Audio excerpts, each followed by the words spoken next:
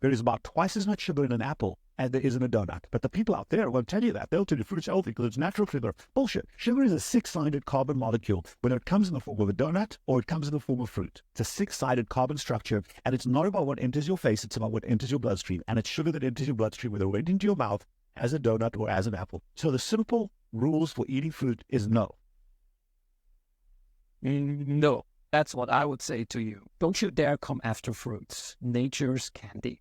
The reason why people won't tell you that there is as much sugar in an apple as in a donut is simply because there isn't. You're simply lying. Let's put 100 grams of apples against 100 grams of different donuts. And let's also put 1 serving of a donut in here just because that's a little bit more realistic. An apple contains, let's round it up, 11 grams of carbs. 1 serving of a donut contains 32 grams of carbs, and 100 grams of different types of other donuts contains 47 and 53 grams of carbs, respectively. If you look at it from a gram-to-gram perspective, you would have to eat 4 to 5 times more apples in order to reach the same amount of carbs being present in donuts. So this is just simply a lie.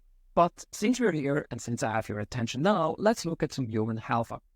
What happens to people that consume a lot of fruits? This systematic review and dose-response meta-analysis of cohort studies looked at fruit and vegetable intake in relation to gastric cancer. They included over 18 prospective cohort studies and over 1.5 million participants. And the follow-up periods range between 4.5 to 20 years, respectively. And more than 8,400 cases of gastric cancers were diagnosed. They came to the conclusion that a higher intake of total fruit led to a 13% decreased risk for gastric cancer. And total fruit and vegetables combined led to an even further reduction of 25%. The researchers also ran a dose response. The researchers saw that each 100 grams per day increase in total fruit intake led to a 5% reduction in risk. And 100 grams per day increase in total fruit led to a 6% reduction. We started off with some really great news already, but speaking about starting, let's look at more research because we are just getting started over here. This systematic review and dose-response meta-analysis of prospective studies looked at cardiovascular disease, total cancer, and all-cause mortality. And in the context of pictures speak louder than words, let's look at some graphs. Total fruits and vegetables led to a decreased reduction in coronary heart disease. Since you probably would ask me, doctor, why are you combining fruits and vegetables? Let's look at fruits in isolation.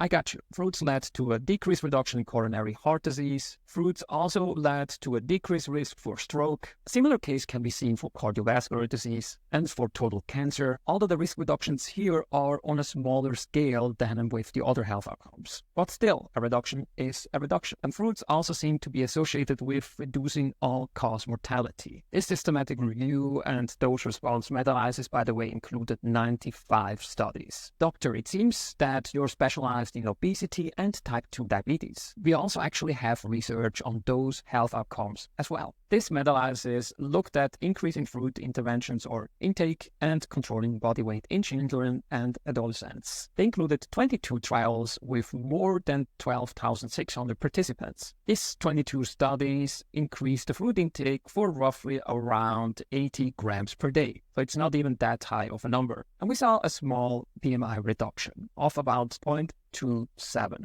And no significant decreases were observed in body mass index Z scores. A BMI Z score estimates how far and in which direction a child's BMI deviates from a normal value typical for their age and gender. But there was a significant decrease in waist circumference. With all this, the researchers noted increased fruit intake was shown to be associated with a lower prevalence of obesity when compared to the control group. Although the associations with type 2 diabetes are weaker, we still have a substantial amount of evidence suggesting that food intake indeed does help against type 2 diabetes. For example, in this updated meta-analysis, participants that ate the most amount of fruits had a reduced risk for type 2 diabetes of about 8%.